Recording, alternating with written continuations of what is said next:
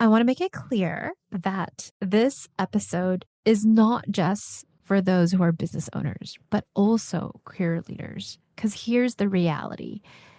You're going to have to pitch yourself, whether it's at the next team meeting, pitching your idea or change in a project, pitching yourself at a job interview, if you're a business owner pitching to a potential client, or if this is a personal relationship, maybe you're having a difficult conversation with a loved one and it's pitching to understand the other person and for them to understand you. And when it comes to those personal relationships, it's actually not about winning. And yes, I won first place for this pitch, but that was not my goal. My goal was to get my message out there that our presence, when I mean our, I mean minority leaders do matter. And I knew who was going to be in the room. Two groups. The first group, fellow minority business owners and leaders showing up despite current challenges. The second group, corporate buyers who are also navigating the uncertainty and shifting priorities that happens every day when we see the news. Let's be real. It's like waking up and like, what's going to happen? Not even that. I feel like it's what's going to happen in the morning and then lunchtime and dinner. It's insane. Now you are going to want to take notes in this episode. So grab your notebook or notes app because you're going to learn the behind the scenes from my pitch and what you can do.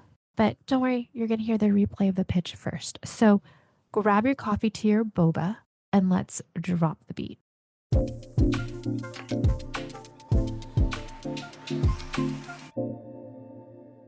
Thank you so much, judges. Now, please welcome our next competitor, Elaine Lou Cartas of Elaine Lou LLC. Hi, everyone. Did y'all have lunch yet? No? Okay. Hi, I'm Elaine Lou Cartas. I'm a business and executive coach, but my favorite title, oldest daughter of a Filipino immigrant farmer. I had to learn early on how to translate conversations, culture, and clarity between my family and this new country. I created and trademarked conscious conversations out of necessity as a woman of color leader, learning how to deal with crisis, conflict, and tough leadership moments. Conscious conversations helped me as a former grassroots organizer to lead thousands of volunteers in this country to get voters out to vote. Conscious Conversations also helped me as a former fundraiser to raise $11 million. $9 million of it was community college scholarships.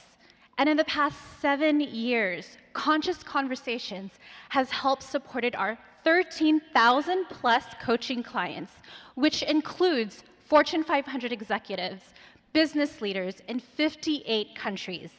We also have online courses on career navigation and using AI with USC, Duke, Johns Hopkins, Brown, LinkedIn, and 30 plus universities.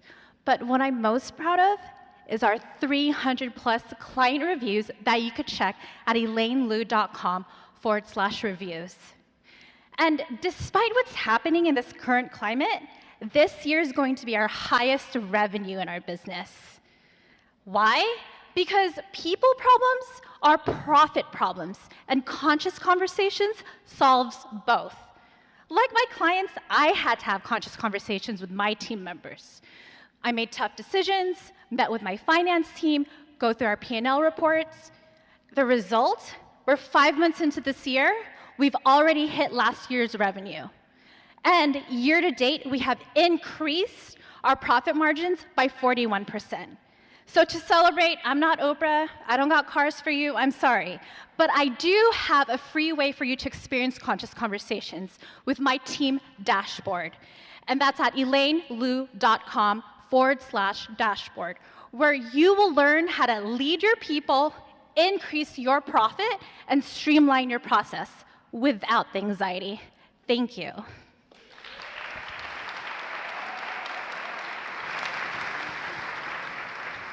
Hi, Elaine. Great job. I can tell this isn't the first time you've presented in front of an audience. I love that you brought what you do back to some really personal experiences and connected with that and with the audience. I think that's important. I did understand what you're providing, and I love that you also brought all those different examples of accomplishments to the table. I think the only thing that I would have loved to hear is like, kind of where you're going from here, where you at in your growth journey as a business, and kind of what's next for you. But overall, great job. Can I pitch add? Thank you. Can I add to that? You took a challenge and you turned it into profit. You said, during this challenging times right now, I'm making more money now than I made before. And I think a lot of businesses need to hear that, because this is a challenging time, but you pivoted. The pandemic was a challenging time, but you pivoted. And that's good to know. That's very encouraging for a lot of small businesses that are now in these times. You took a time and you challenged it and you turned it to a profit. So that's good to know. Thank you. And I just want to encourage as fellow MBAs, it's because I made those difficult choices last year. Last year was tough. It was so hard. I had to put the reality check. Not everything is a priority. What do I need? That's downscaling and focusing. So I just want to share if anyone's going through tough times, because I was there last year. So that was my replay of the pitch. What'd you think? I do agree with the feedback on sharing the vision of conscious conversations moving forward. While at the same time, I will say 2 minutes is not a lot of time to go through everything. And I knew I was going to be deducted points if I did go over 2 minutes. But like I said earlier in my intro, my goal wasn't to try to be number one. It was important to get this message out.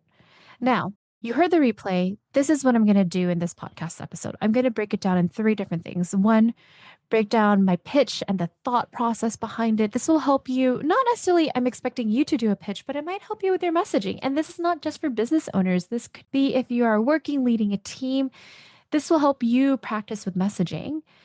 2, a lot of you are nosy. You really care about how the hell it's May 19th of 2025 when I'm recording this. How did I hit last year's revenue 5 months into this year, despite everything happening? And how did I increase my profit margins by 41%? Like if I stopped working, and mind you, I also want to be clear when I mean by hitting last year's revenue, I mean the cash flow that like with contracts until the end of the year. Like if I stopped doing any sales calls, I've already gone beyond last year's revenue. So I want to be clear on that. And I don't really need to try, if that makes sense. I just need to be me, which I have been doing. Anyways, that's the second part that I'll be sharing this episode. And third, how I practice. You ready? All right, first, let's break down my pitch and my thought process behind it. As you know, when we're introducing ourselves, this case a pitch and elevator speech, I was mindful of my audience. I knew I was around fellow minority business owners and companies that supported us. So that's why I shared, but my favorite title, oldest daughter of a Filipino immigrant farmer. I knew this was going to stand out.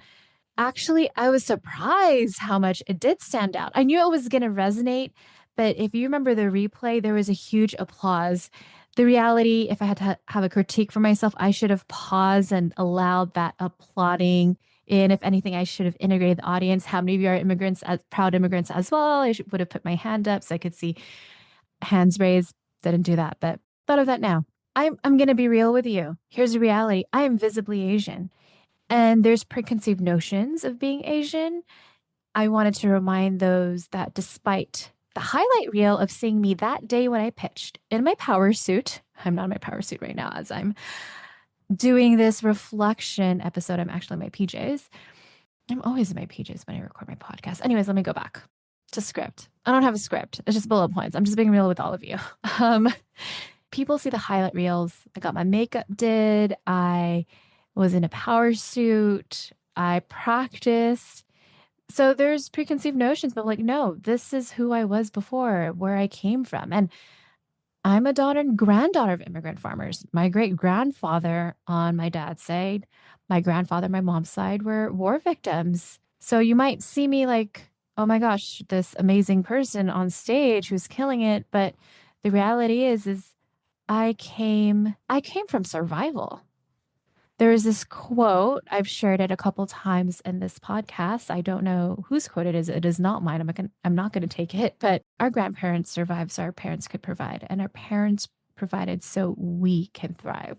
And I shared how I created and trademarked conscious conversations as a woman of color leader to navigate crisis, conflict, and tough leadership moments. And to bridge that gap, right?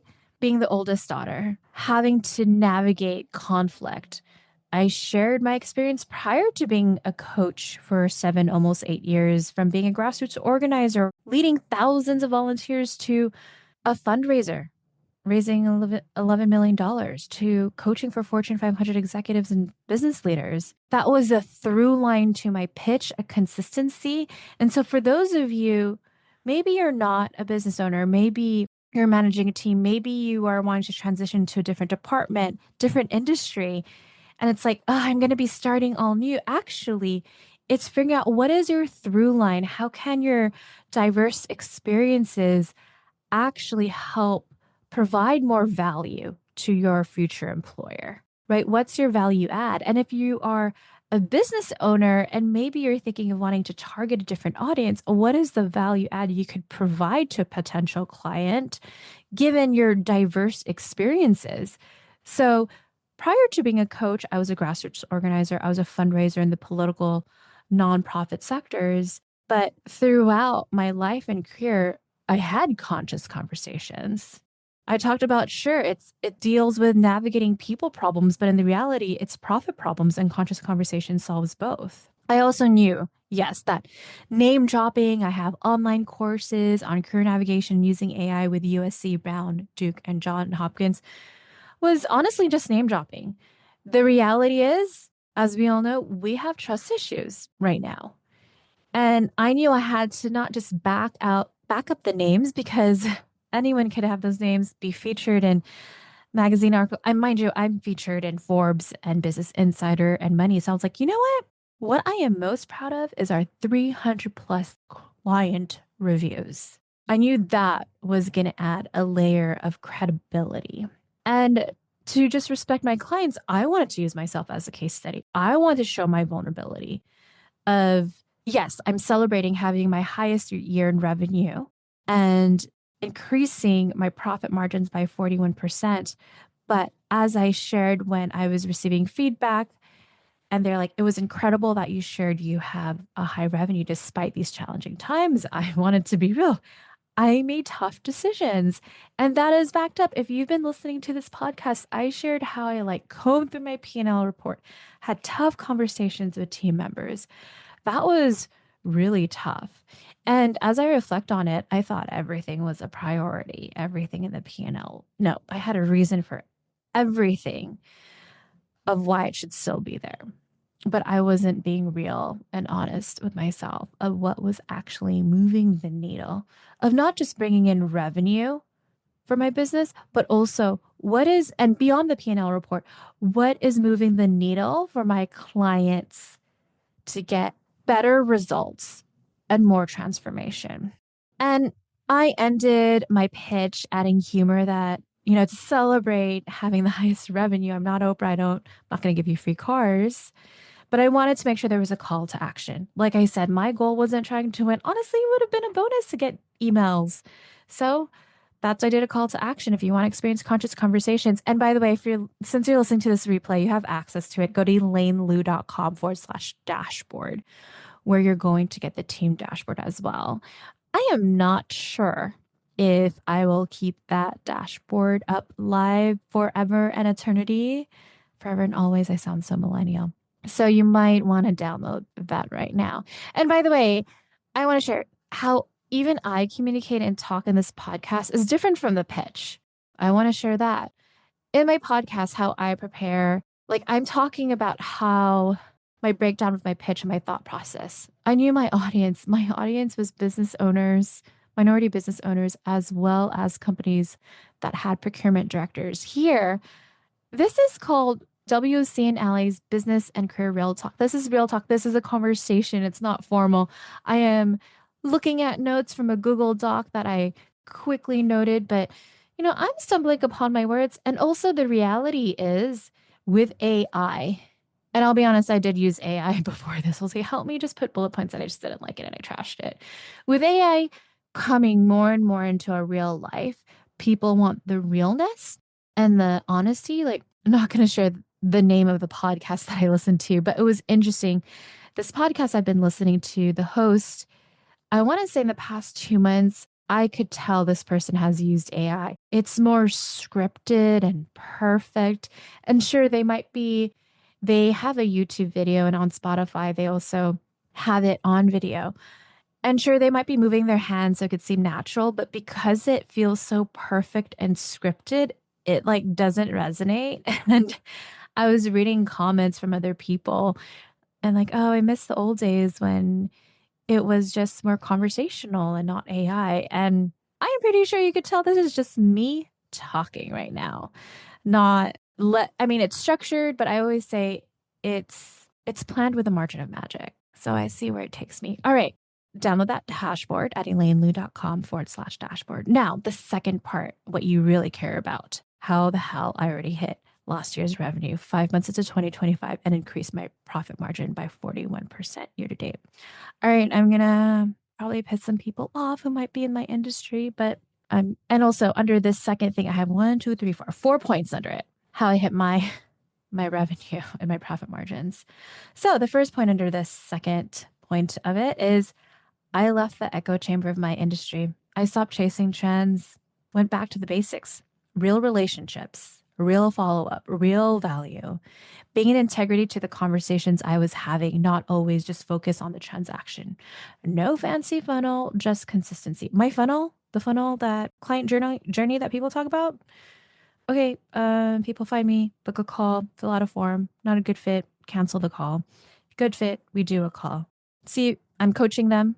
Literally, I'm giving so much value, giving 3 action items away. And then if it's a good fit, great. We talk about what it looks like. If it's not a good fit, that's fine. Like, that's it. Nothing fancy. Really simple. And how do they continue to come to me? Referrals, renewals, Google SEO. And going back to the basics with real relationships, it's the same steps that helped me raise $11 million as a former fundraiser, regardless of where I lived. And people are like, oh, well, it was just easy for you. You lived in LA. No, I lived in Iowa, Indiana, Montana, New Mexico, Massachusetts. I always had to start all over raising for these different campaigns. And how I did that was building relationships, meeting with people on the phone, not through DMs, not through a chatbot.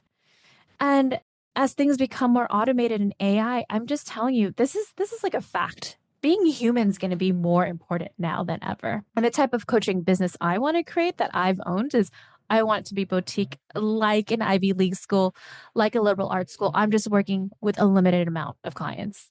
That's how I want to do it. And it's interesting because I left my career as a fundraiser and I had my dream job, as I've shared in other podcast episodes, because I learned the steps, right? And I figured, okay, I'll also learn steps from other coaches. But then it's just started feeling like a pyramid scheme and not authentic to myself. Thankfully, I talked to people. I was talking to a client who's an executive, and she even shared with me, coaches look like a pyramid scheme, but the reason why I booked with you to see if it's a good fit, and now I'm working with you for at least a year now, is because you just seemed real. And I do make an effort to build relationships in person at least once a week. Yes, I'm in LA. Yes, I drive, but it's just even beyond my P&L report. It just feels so nice to connect with people as a human, even today, not even work related. But I'm recording this on a Monday, May 19th.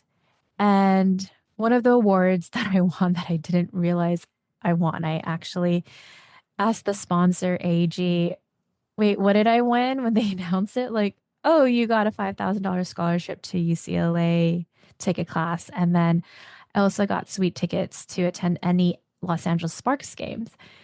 And one of the people I wanted to invite was my aunt and uncle. And I had a doctor's appointment today. They live 10 minutes away from my doctor. I'm like, oh, I'll let them know. I'm going to stop by and tell them in person. I could have easily called, texted, Facebook instead, but I did that in person. And it was just nice to go in person. Mind you, I did get like a free lunch from my aunt, and just like any Filipino auntie, she gave me leftovers, aka baon. And it was so nice to connect. And it kind of made me, it reminded me of when I was younger, because I had babysitters who were aunts and grandmas just taking care of you. And I don't know, you just can't replace that type of energy and the gratitude I got from my aunt in person to phone or FaceTime. That was my highlight of the day, actually. I will share, because I used to do a lot of things in my business online. Like I've shared doing Facebook Lives every day and posting, and it feels nice to not be performative. And as a recovering performative perfectionist who always aimed for straight A's, this is so healing that my goal was not to be number one. I just wanted a stage. I wanted to play and talk. It was so healing for my inner child. Shout out to my therapist, obviously. And not only did I leave the echo chamber of my industry, I made friends with people in different industries and learned from it. I was at a Dodgers sports entertainment event with executives. I was talking to an executive from Shondaland, by the way, and they were doing a talk about how they've started creating experiences outside of their shows. For example, Bridgerton, if you notice, there's Bridgerton events that happen without the cast, but for people to experience it outside of it. And that branding, that personal branding. And for you, I want to challenge you to spend time with incredible leaders that's not in your industry. This past year, I've hung out with sports, retail, entertainment, and HR executives. And it's been nice hearing their challenges and solutions. And let's be honest, when we're business owners, regardless if you're a coach or not, we are kind of in an echo chamber thinking what we know what the problems are. And then we're reading Facebook, or, well, I don't really use Facebook, LinkedIn or Instagram or whatever. And we think that's what people are going through. But it's like, actually, why don't you go talk to the people that are actually going through it rather than making assumptions of what people are posting? And a reminder that executives aren't all, or business leaders who are busy aren't all online all the time. They're working. And if they're not working, they're resting. I talk more about relationship building if you want to listen to episode 23, Get Clients with Ease Through Referrals and Renewals. All right, we're still under the what you really care about is how I hit my 5 months, like my revenue 5 months into 2025 and increase my profit margins. A second thing is always focus on what's working, right? Shared this earlier, got clients referrals, renewals, Google SEO. How do people get nurtured? This podcast, my newsletter. If you're not part of my newsletter, join at elainelu.com/join. And like I shared in my feedback, when I combed through my P&L report, I had to delete and cut things. Those are tough conversations. That leads to the third thing that's helped me hit my revenue 5 months into this year is I surrounded myself with people who told me the truth. Shout out to my partner and my coaches. Ugh, my partner is a typical accountant, straight to the point. When he gives me feedback, sometimes I'm like, can you tone it down? But then I realize, you know what? I need it. I need the direct feedback that I need to hear, not what I want to hear. And grateful for my coaches. They challenge me. And instead of questioning them, like, no, I disagree, I do ask them why. Because help me understand why I might not be seeing this so I could learn from it. I don't want people who kiss my ass. I don't need that. I need to learn and grow and someone to call me out on my blind spots. So I shared my partner as well as my coaches because it doesn't necessarily just have to be someone you hire. It could be also people in your personal life too. A fourth thing, I know this sounds weird in terms of how I've been able to hit my revenue from last year so early, is honoring my body and time. My time and energy is the main foundation. It is more important to me than money. So because of that, I asked myself, does this yield my ROI? Is this call that I'm doing with this person going to be energetic for me, or is it going to drain me? For example, I've canceled more sales calls when we get our forms in and they're not a good fit. I don't want to be on calls with people I already know that are not a good fit. I'm not here to convince or manipulate people to work with me. I'm here to work with people who are ready and are a good fit. And I want to honor their time too, respectfully, as a human. So I'll give an example. I had a call scheduled with an incredible business owner, and they were looking for a specific type of support. And even though like they already had a successful business making millions, and as much as I would love the money, I'm like, oh, I'm not the right person, so I referred them to someone else. You could say that I lost money on it. No, I was holding up to my reputation, and I was honoring what's best for that individual. Also, why I love doing Muay Thai, Thai kickboxing, I get so much energy from it. Now, I'm not saying you go do martial art, but what is that thing that gives you so much energy? I was talking to a client, and for her, she was like, Elaine, I walked in my neighborhood and I was looking at the birds. I was looking at the birds. And hey, that was her thing. That's great because it helps us pause from not working. And then when we do that, the best ideas come. And when I talk about honoring my body and time, even preparing for this pitch, I made it easy that week where I was having a maximum of 2 calls per day. Some days I didn't. Doing Muay Thai every day. I also blocked off time. Actually, I will be honest. This was not, I mean, it just worked out, but it happens. There's so much abundance that it comes. But the day after the pitch, I did have to facilitate a full day C-suite retreat with a client. So it was their leadership team in Palm Springs. So I had to drive 2.5 hours from Pasadena to Palm Springs and then the full day. So that was not really restful. But actually, because that was already planned before the pitch, I made sure Saturday and Sunday I was resting. And then even today, Monday, no call scheduled.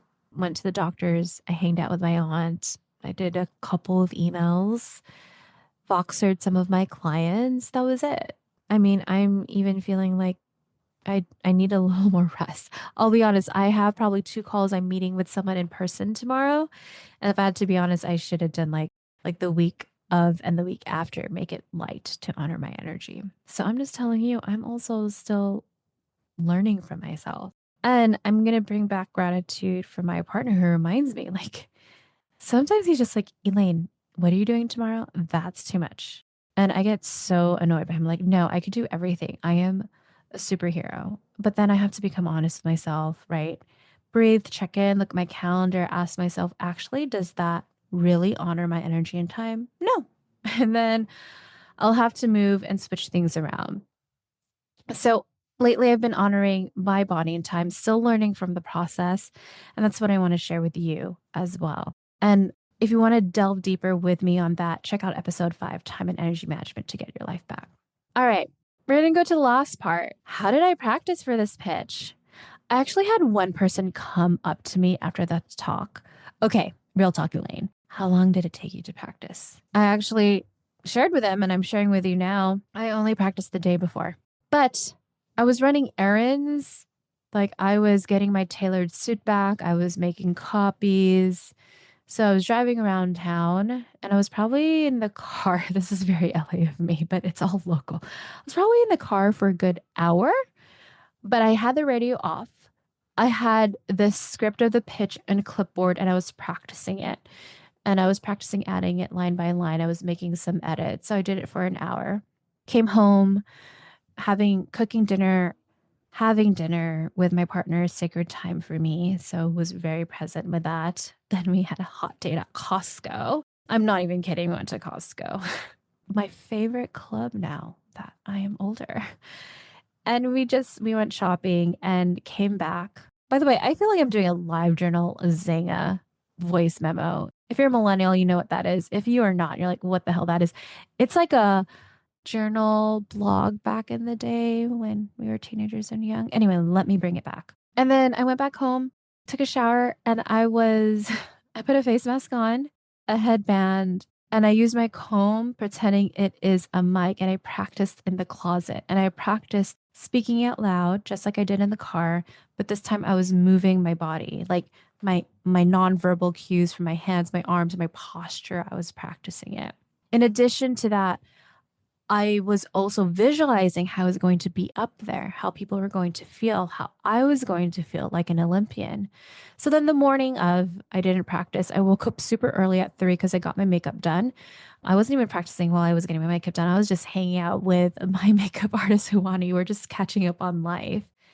And the morning of, drove for an hour. And I actually went back and forth. I went back and forth from practicing it with no music on, just speaking out loud. And I didn't care if other drivers were going to see that I was crazy.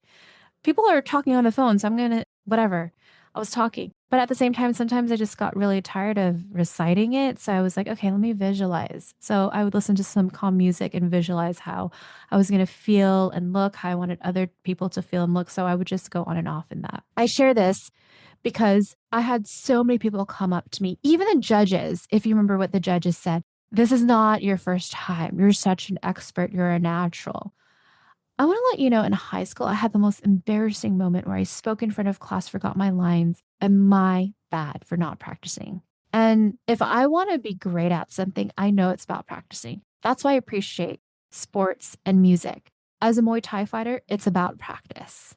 It's always the smallest little tweaks. Like I am right now realizing I need to work better on my hook. So I know it is being able to follow through with my hook or even my cross, being able to move my whole arm and back and shoulder. And you're like, Elaine, you're speaking a language I don't understand. But for those of you that do sports, it doesn't have to be Muay Thai, but it could be just the smallest things of what you move, your hands, your arm, you're like, even how you breathe, for example. And I know breathing is important because as a Muay Thai fighter, when we're punching and kicking, we are breathing out. And then when someone's about to hit us, we also breathe out too, so we don't take so much of the force. And I also was a former violinist. I was concert master and had to practice all the time. So when it came to the actual hour before the talk, I was actually walking back and forth because of my anxiety. I actually thought about the Olympics. So I was walking back and forth. I was not practicing my lines at that point. I was practicing on calming my nervous system, visualization, and deep breathing. And what happened? I won first place. But more importantly, it was just the number of people that came up to me after. It was hard to find a break with me alone. People saying, thank you so much. I loved your energy. Thank you for reminding me of my own story. And sure, it's great for business too. Yes, I will be transparent. I have a number of very well-known companies who wants me to connect with them after. And I know you're like, Elaine, how is this even relevant? I'm not planning to pitch or I'm working at a full-time job because here's the reality. If you're focused on a job interview, pitching or a company, or even having a difficult conversation with a loved one or coworker, it's about practice. And I'm sharing the behind the scenes work it takes. Oscar winners and Olympians win because of practice. So next time you have that interview, you are pitching to a potential client, having a difficult conversation. I want you to practice, put a face mask on, practice in your closet, or do it in your car when you're running errands because you don't have time. Honestly, that's why I did it in my car because I did not have time. So I hope you enjoyed and you learned. And if you need to go replay this podcast episode again, go ahead and hit that rewind button back and let it sink in and take notes after.